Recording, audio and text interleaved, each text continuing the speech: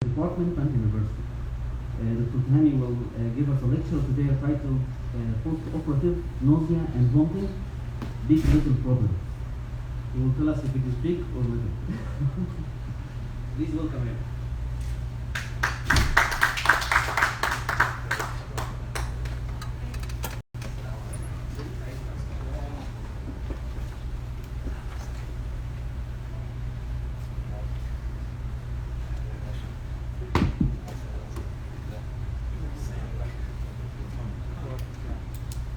Good morning.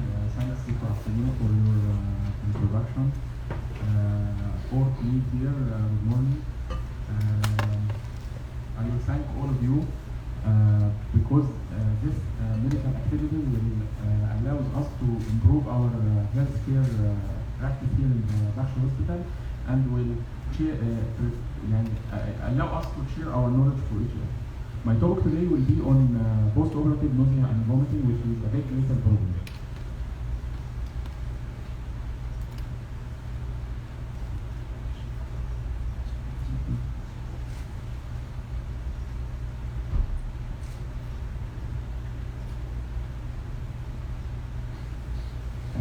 Here, it is one of the most common post-operative problems, and as compared to the other post-operative problems, anyone could consider it as a little one, but actually it is a big problem. Big problem which could be again a little one. How we will know this? By definition, nausea is unpleasant sensation referred to the upper gastrointestinal tract and to the pharynx. Simply, it is an strong air vomit. While vomiting is a highly coordinated, common pathway of a final act, which is end up by active and rapid expulsion of the gastric content. It is classified into early, late, and late. And after discharge from the hospital, it will be post-discharge nausea and vomiting. Early, it happens in the first 2 to 6 hours post-operative, mainly in the recovery room. Late, 6 to 24 hours post-operative. Delayed, it occurs beyond 24 hours. Why it is a big? Because incidence generally is 30%, but it has a very wide range from 10 to 80%. Why this wide range? Because it is a risk factor dependent. Any patient will get more risk, he will have a more incidence of developing nausea and vomiting. And as regards patient satisfaction, it is considered one of the top 2 common problems post-operative the patient will concern about. And there is a study shows that the patient is willing to pay to prevent post-operative nausea and vomiting. Here there is a study in British Journal of Anesthesia about the post-operative recovery day surgery patient preferences. It is a survey study. They asked the patient about what was the annoying post-operative problem for him post-operative. As we see here, nausea and vomiting in the 3rd and 4th place for the most annoying problems post-operative. As regards cost, the problem it will increase the overall health care cost. Why? Because it will prolong the recovery stay and it might require readmission again in the hospital. And there are many adverse effects of post-operative nausea and vomiting. First is the patient dissatisfaction, might get pulmonary aspiration, post-operative pain, warm lesions, dehydration, delayed oral intake, and delayed mobilization and delayed discharge from the hospital. There are new topics about what's called ERAS. ERAS is enhanced recovery after anesthesia, which after surgery, which one of the pre and intra post-operative interventions which is evidence-based to allow the patient to be fast recovery and safe recovery. Here, one of the most important post-operative intervention is the control of post-operative nausea and vomiting. With the patient to be recovered fast and safe, you have to control. But if you will control, you will do not only one intervention, you will do 2 more interventions, which is early enteral nutrition. You will allow the patient to take early enteral nutrition and early mobilization. So we know now why it's big. The pathophysiology of nausea and vomiting is very complicated. Here the maestro vomiting center, which is located in area below the brain, which is the brain stem in the medulla oblongata, which receive impulses from different parts of the body to perform the act of nausea and vomiting. It could receive from higher centers like cortex, thalamus, hypothalamus, and the meninges, which might explain why the patient, when he will feel fear or bad smelling, he will initiate nausea and vomiting. And also from the inner ear. And one of the most important centers in post-operative induced nausea and vomiting is the chemoreceptor trigger zone, which is the, here it will be the red dot here behind the vomiting center. It's located in the fourth ventricle, floor of the fourth ventricle, and this area is called the area of postrema, which is deficient of the blood-brain barrier. So any medically induced or pharmacologically induced nausea and vomiting, it will be through this center. And the last thing, from peripheral tissues like heart and the gastrointestinal tract could be also initiate nausea and vomiting. Here enclosed to the vomiting center, it's complicated and it contains from 3 nuclei, and the front two motor, and they will initiate the act of vomiting. Here is a simplified diagram showing the vomiting center in the middle and higher centers, the chemoreceptor trigger zone, stomach, and the inner ear, and to produce the act of vomiting. Here, one of the most important centers I said before, responsible for nausea and vomiting, and it is a protective mechanism from our body. If toxins enter the body, it will stimulate vomiting through the center.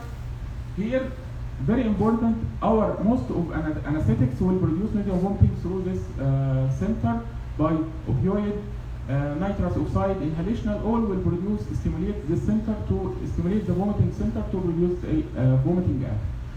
And it's important to know what are the mediators involved in the act of vomiting.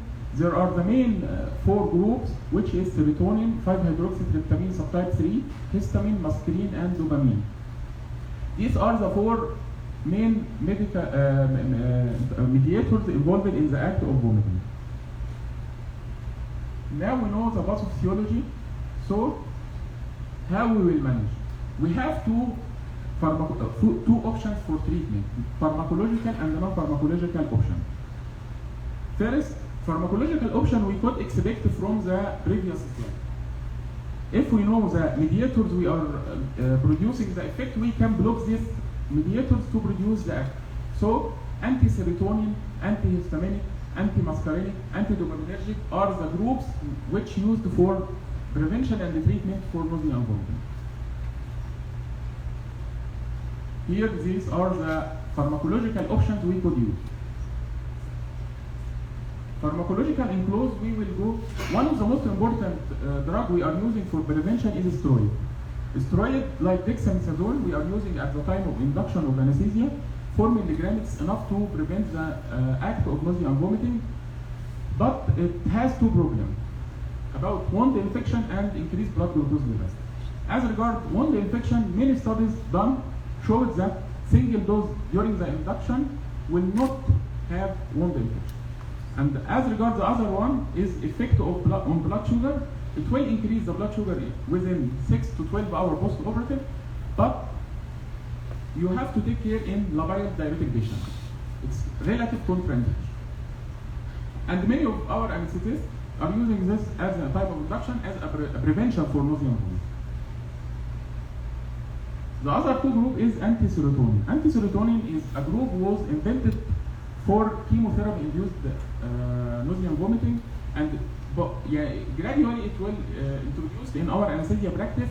It has 2 generations according to duration of action. First generation here is the ondansetron, one of the most common drugs, and granisetron, 4 milligrams, but it's preferred not at the time of induction to be given at the end of surgery. We are giving 1 hour before end of the surgery we are giving. But the problem about the arrhythmogenic effect and the prolonged QT interval. The second group here, benoncitron, it is longer duration, about 40 hours. This another group, we will shift to dopaminergic receptor antagonist. Butyrophenones, droperidol, most of them groups, the problem it has a FDA black box warning. about its use, about its cardiac and arrhythmogenic effect. But we are using in a low dose as anti-emetic. These drugs was used as antipsychotic and anti-anxiety. But in a low dose, it could be effective as anti-emetic, and we will far away from the risk of arrhythmia develop. Only 1 milligram could be given IV. The other one from the dopaminergic receptor is the phenothiazine, which is the metoclopramide, simply Brembran. The problem, it is considered in post-operative nausea and vomiting one of the weakest anti-emetic use. If you are using as a dose 10 milligram, it is a weak anti-emetic and uncomparable with the other doses. You have to use at a dose of 25 to 50 milligram to achieve as effective as ondansetron 4 milligram only. But the problem, if you will increase the dose, you will get more side effects. Extrapyramidal symptom, one of the most common. We will shift to antihistaminic. Antihistaminic also dimenhydramine is using 1 milligram IV, also could be given. Also this patch is very important. It's not as a sole agent, but it adjuncts with other medication. We could apply behind the ear, it's a patch, 2 to 4 hours before surgery, and it could cover post-operative nausea and vomiting up to 24 hours. But the problem, it has a visual disturbance in the first 24 to 48 hours. Other miscellaneous group, there is a new neurokinin receptor 1 antagonist. This is a new medications, and propofol. Propofol, it's an anesthetic agent we are using to anesthetize patient, but it could be to stop immediate stop for nausea and vomiting. 20 milligram IV could be given, but the problem is to have a short action, short duration of action. So it's not a long-term treatment. And also midazolam, dormitory. Simply, we could give as effective as ondansetron 4 milligram at the end of the surgery. We could give 2 milligram. It will be effective as ondansetron, and it's better than Brembran. Here we finish the pharmacological options. Non-pharmacological options, there is an area, it's called P6 pressure point. It is a 3 finger breadth from the wrist. It could be stimulated either by electrical stimulation here, like the watch side, and it could be stimulated by transcutaneous stimulation. It will stop immediate the nausea and vomiting. Also, one of the measures, it's called aromatherapy, isopropyl alcohol. I have good experience with using this one during spinal anesthesia or in the recovery for immediate termination for the act of vomiting. Immediate termination, marvelous effect. I used it many times. The patient will stop immediate nausea and vomiting, but it is not a treatment also. It is until you be ready for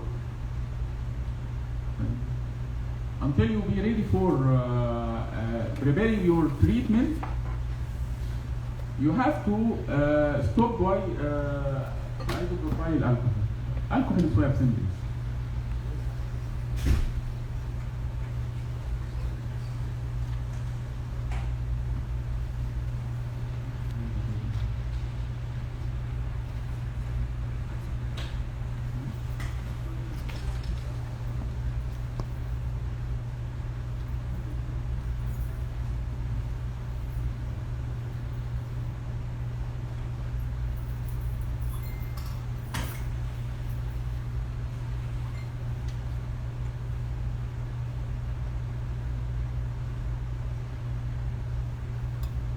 Until will be ready. So the options available for treatment is pharmacological and non-pharmacological. Pharmacological, antidopaminergic, antihistaminic, anticholinergic.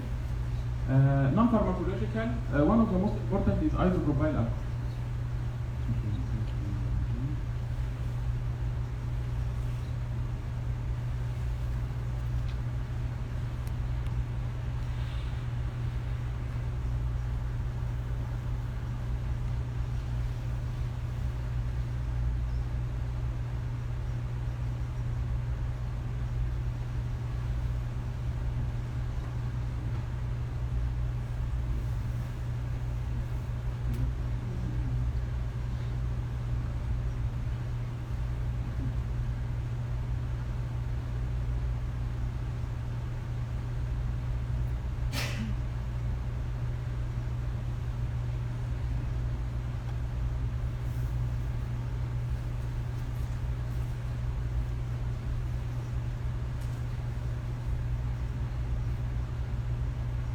was stopped at the non-pharmacological method. Now we know the options for how we will manage, for whom we will manage, what we will manage, when we will manage. This is our management. Always we have to follow the pyramid of evidence, which is at the bottom is the ideas and at the end is the randomized controlled trials, which formulate then guidelines. The evidence level of evidence A, B, C, highly quality evidence, moderate and low quality. 1 or 2 is the strong and weak recommendation. Here I present today Ambulatory Society of Anesthesia, which is one of the most guidelines, consistent guidelines in the management of nausea and vomiting, which is this recent guideline. It formulates or recommend 6 guidelines. First one, you have first to identify the patient at risk for the vomiting. Not all the patients have the same risk as we said before. The risk is patient, surgery, anesthesia, and pain management. As regards the patient, female is more susceptible, non-smoker, and history of motion sickness. As regards the anesthesia, using of volatile anesthetics, nitrous oxide, and intra and post-operative opioid carry more risk. As regards the surgical procedure, duration of surgery and type of surgery has a great importance. To standardize the treatment or the identifying the risk, there is a score called the Apple score. The patient, female, non-smoker, history of nausea and vomiting, post-operative opioid, the patient will get a score. If he will get 4 scores, so my incidence is 80%. Also, they produce a score for child, also a different score for a child. Surgery, age, strabismus surgery, and history of post-nausea and vomiting. And the patient before the discharge, also they apply post the discharge score to identify the patient who are at risk, so the patient will get a treatment during home discharge. So now we identify the patient who are at risk.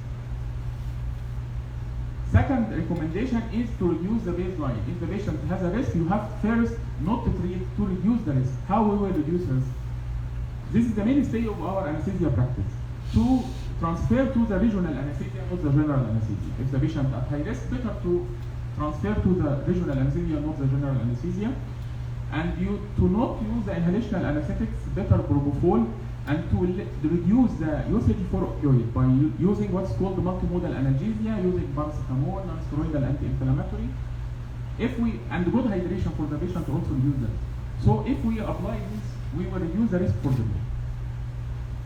The other thing in the guideline or recommendation, if the patient considered as a low or moderate risk, you have to give 1 interventions. Yani you will use only 1 interventions for treatment, or you might add another one. While if the patient is at risk, you have to start with at least 2 interventions. Yani like this examples, dopaminergic with steroid, antihistaminic with antidopaminergic. You have to start with 2 from the start.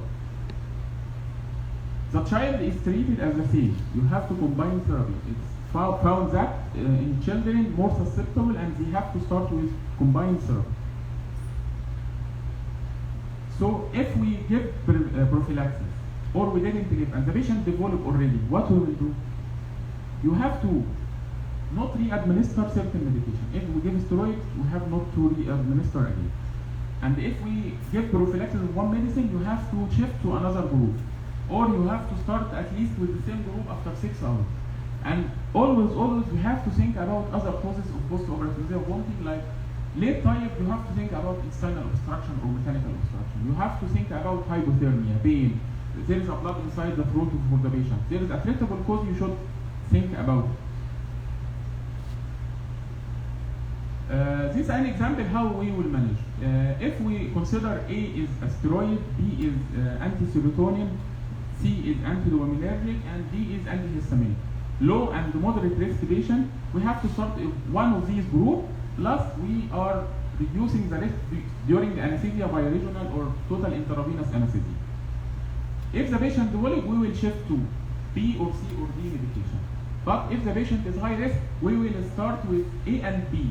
You have to start with 2 therapies. And if the patient develops, you will shift to the other group. So if the patient is high risk, we will start with A and B. If the patient develops, you have to start with 2 therapies. And if the patient develops, you will shift to the other group. So if the patient is high risk, we will start with A and B. If the patient develops, you will shift to the other group. Our home message is with identifying the patient risk, good prophylaxis and treatment, post-operative nausea vomiting as a big problem becomes a little one.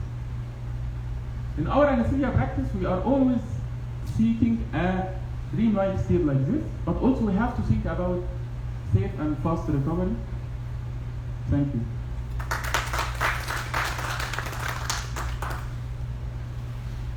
Thank you, Dr. Ahmed. It was very nice lecture. I got new information from the lecture. Do you have any question to ask Dr. Ahmed, Ryan? I have one question. We've been talking about the role of 5-HT3 serotonin receptor antagonist. What about the role of serotonin receptor agonist? Like the prokinetic procalcitonin. Recently we have many publications that say that the prokinetic also, the procalcitonin may have a role for also antiemetic drugs. Do you have any guidelines for recently for the anesthesia or something? As regards anesthesia practice, this is the recent one, and the most tried one is the most recommended practice for our anesthesia is steroid and ondansetron. One at the start and one at the end, and if you will develop, you will go to antiluminarians and other stuff. But about these drugs, no anesthesia guidelines or studies about it. Thank you. Any other question? Dr. Mohammed?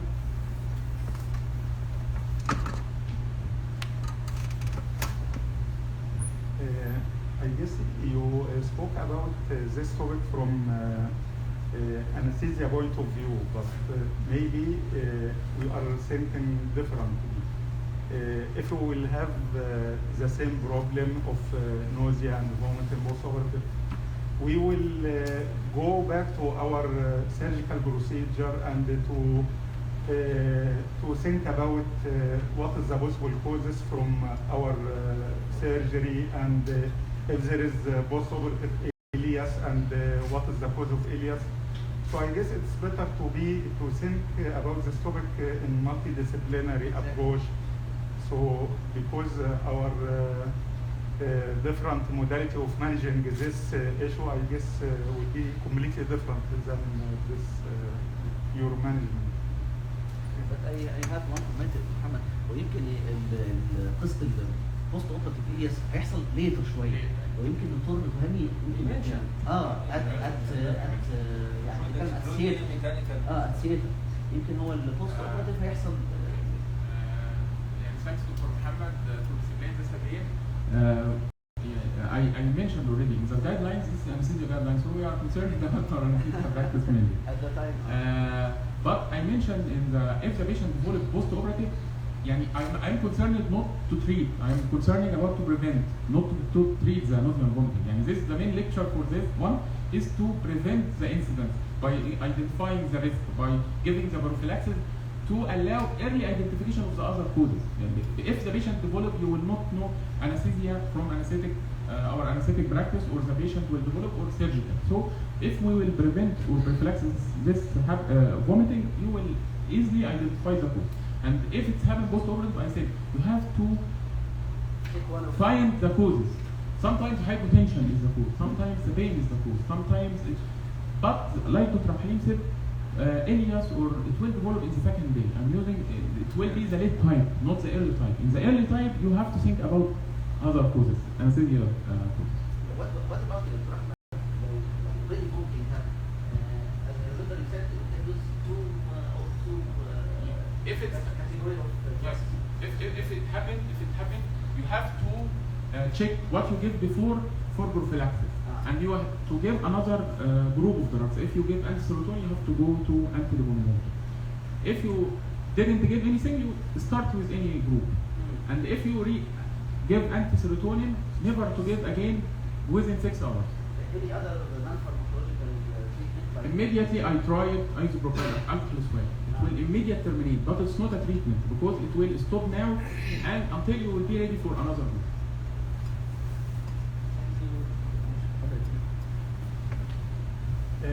We have, from our experience with some drugs that we sometimes prescribe during the post-operative period, like flagyl, metronidazole, that it causes gastritis and causes possible vomiting and nausea. So, and in many cases we hold this drugs if the patient is complaining of postoperative nausea and vomiting. So, if you have any comment about this, and if there is other way to treat this problem other than holding the drugs.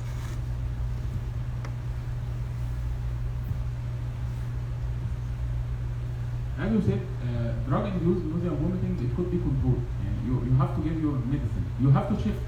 You have to shift if this medicine you are expecting that he is the cause. You have to stop because it will initiate more and more. You have to stop and shift to another medicine. If it develops is the one and you are thinking this is the cause, you have to shift. We need your comment also, Dr. عبد الحليم, about this. محمد هو يمكن النوزيا ما بتحصلش من الفيرست داي في الفلاجين، يعني اتليست معظم الدراسات اللي اتعملت عشان يحصل نوزيا يبتدي يحصل نوزيا اتليست بيحصل بعد الثيرد او الفورث داي من تيكنج الفلاجين، ودايما بيعمل زي ما حضرتك تفضلت وبالتالي التيست بيزود فعلا النوزيا للتيست. لكن هو زي ما الدكتور احمد قال لو ده حصل واحنا هايلي انديكيتد، احنا عاده بندي الفلاجين اب تو 1 ويك ماكسيموم 10 دايز. يعني اذا حصل بعد اليوم الرابع نوزيا فاحنا بيبقى غالبا باقي لنا يومين ثلاثه في التريتمنت كورس لحد ما يخلص. في الحاله دي ممكن نبقى ندي بقى حاجه انتي بيوتيك ريجولار، سواء كان مجموعه البريمبران، ميتوكلوبراميد، سواء كان بروكاينيتكس. عندنا كذا زي ما حضرتك تعرف عندنا كذا جروب بالانتي ميتيك، ممكن ساعتها نستعين باي واحد فيهم لحد اتليست ما نخلص الكورس. لو مش هايلي انديكيتد ممكن نعمل شيفت على اذر. What about the adding proton pump inhibitor? Has it any role to prevent? والحقيقه البي بي ايز المين اكشن بتاعها زي ما سعادتك تعلم ان احنا بنمنع الاسيد سكريشن في البروستات. مفيش كلام اتقال على ان هي ليها انتي ايماتيك بروبرتيز، او مش ده المين اكشن بتاعها. المين اكشن ان هو بيمنع الاسيد سكريشن فبالتالي بيقلل الريفلكس. لكن مش ده المين تريتمنت للنوزيا. والمين تريتمنت للنوزيا معروف طبعا هو الكاتيجوريز من الادويه الدراجز اللي عندنا، بدايه من الميتوكلوبراميد للبروكينيتكس للسيروتونين انتاجونست زي مجموعه ال 5 HT 3، وفي حاجات ثانيه نازله جديده كمان انتي ايماتكس. فممكن نقدر نستعين عاده ما بنعتمدش على البي بي اي في التريتمنت للنوزيا. Any other question? Thank you so much, Dr. Ahmad, and thank you so much for attendance. Inshallah, waiting for you 2 weeks later, inshallah.